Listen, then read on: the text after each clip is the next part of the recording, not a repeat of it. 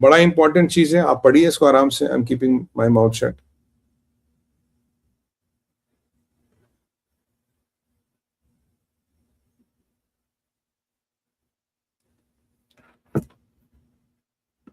चलिए मैं अपेक्षा करता हूं आपने पढ़ लिया होगा।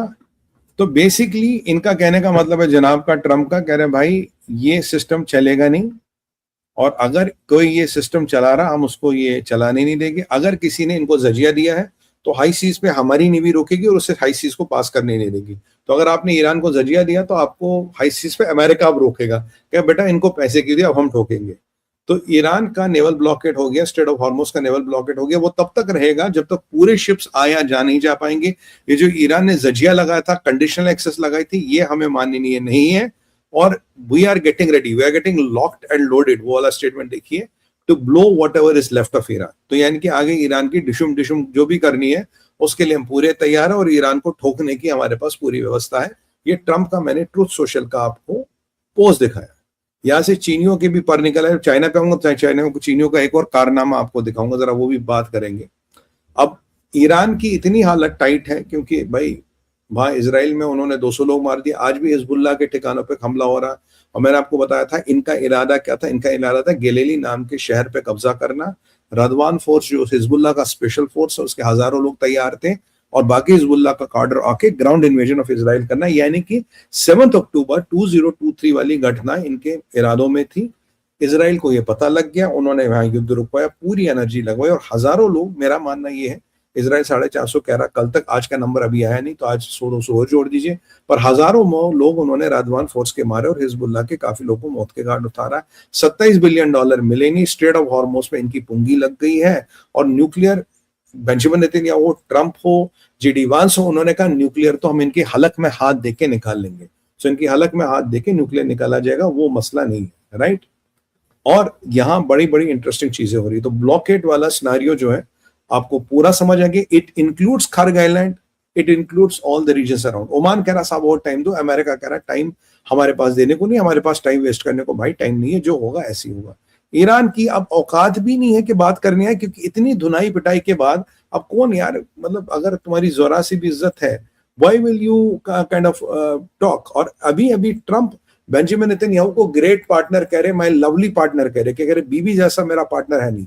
बीबी यानी कि नेतन्याहू, उनको बीबी भी कहते हैं, मेरा पार्टनर है नहीं। यहां पे स्थितियां खराब हो रही है।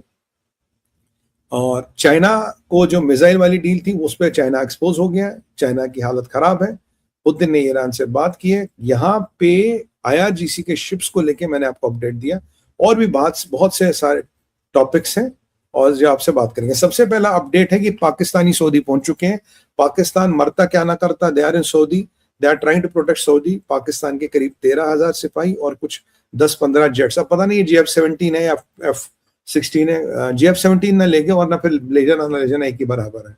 तो चाइनीज का भाड़ा वहां तक उड़ के चला गया, ये बहुत बड़ी बात है। ये बहुत हो गई। चाइना की हालत खराब होगी, मैंने आपको बता दी। गिलाफ जो है इनका, जो इनका ईरान का स्पीकर है, कहता है मीटिंग तो इसलिए टूटी यार, मैं जरा आज लाइक्स का मारे सर, लाइक्स का बटन जरा दबाइए, आप आज लाइक्स दबा नहीं रहे सर, ये बहुत जरूरी है। ये जो ईरान का स्पीकर है कह रहा है कि भाई मीटिंग इसलिए टूटी क्योंकि हमें अमेरिका पे ट्रस्ट नहीं है, और हम अमेरिका पे कभी ट्रस्ट नहीं कर रहे। मैं कह रहा हूं अगर तुझे अमेरिका पे ट्रस्ट नहीं है, तो अमेरिका पे ट्रस्ट नहीं कर रहा, तो वो अमेरिका तो वहां मीटिंग करने क्या गया था, बिरयानी खाने गया था क्या। और इसके बारे में इसराइल का मीडिया क्या कहता है, जो बच्चों का यौन शोषण करता है, ऐसा नाम इसको दिया गया है इसराइल के मीडिया द्वारा, क्योंकि जब इसकी शादी थी इसकी बीवी 9 साल की बताई जाती है। तो चलिए वो इनका व्यक्तिगत मसला। तो मैंने कहा मैं आपको बता दूं, हॉर्मोस अभी एम्प्टी है, हॉर्मोस से कोई शिप पास नहीं हो रहा। हाँ, माइंस नहीं है, अमेरिकन ट्रांजिट कर चुके, there are no mines but the Hormuz is empty. कारण क्या है? कारण ये है कि it can erupt any day. अगर आपके पास तेल का टैंकर होगा, if you are smart you will not go through tanker, because अगर एक बार आग लग गई तो कहानी खत्म हो जाती है सर सारी। That is what is. अब ये जो इनका रेजा है, मोहम्मद रेजा व्हाटएवर, जो इनका वाइस प्रेसिडेंट ऑफ हॉर्मोस है, वो कह रहा है कि हॉर्मोस तो ईरान की प्रॉपर्टी है, हॉर्मोस तो नॉन नेगोशिएबल है, हॉर्मोस परमानेंटली हम ईरान की प्रॉपर्टी है, और जो भी हॉर्मोस से निकलेगा उसको तेल देना, उसको जजिया देना पड़ेगा, और उसको यहाँ पैसे देने पड़ेंगे। जबकि अमेरिका कह रहा अगर आपने जजिया तो देना ही देना, अगर आपने पहले जजिया दिया तो we will intercept you at high seas and will not let you pass, क्योंकि आपने इस टेररिस्ट रजीम को जजिया दिया है जो इसे न्यूक्लियर बम और वैसे बम बारूद और बंकर बनाना चाहता है, so will not let you have that. तो एक मसला यहां बढ़ गया। या ईरान ने एक और गुगली चलाई, ईरान कहता जी अमेरिका में आपस में मतभेद है।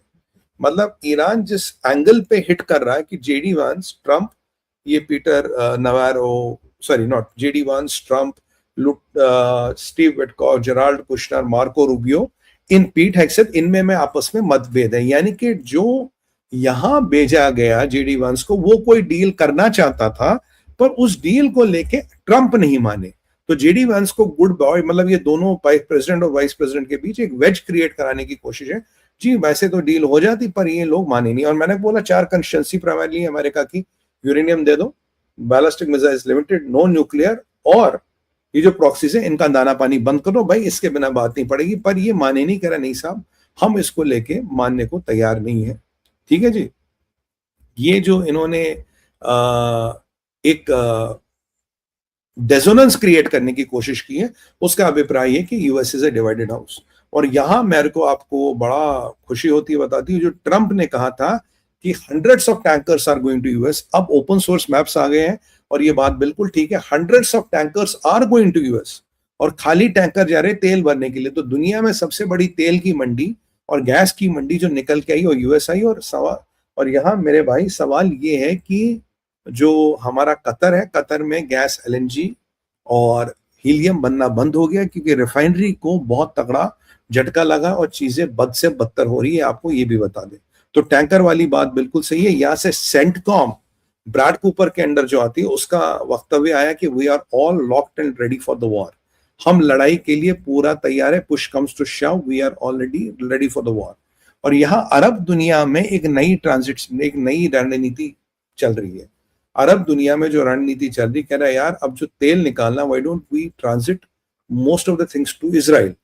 अब इजराइल के थ्रू तेल का ट्रांजिट, अरब oil transiting to Israel is think thought as a viable option, क्योंकि स्ट्रेट ऑफ हॉर्मोस आपकी बंद है, आप पाइपलाइंस बिछाओगे, सीरिया के थ्रू निकालोगे, जो इराक कोशिश कर रहा, या किसी और पोर्ट के थ्रू निकालोगे। लोग बात कर रहे हैं यार इससे अच्छा तो है कि why don't we transit oil through Israel, क्योंकि Israel is a safe country, is a reliable country, और इजराइल के थ्रू अगर ट्रांजिट करेगा तो you know it is kind of एक अच्छा बात है, एक रिलायबल ऑप्शन है। Israel is 1000 times better than transiting through Syria ना एनी डे।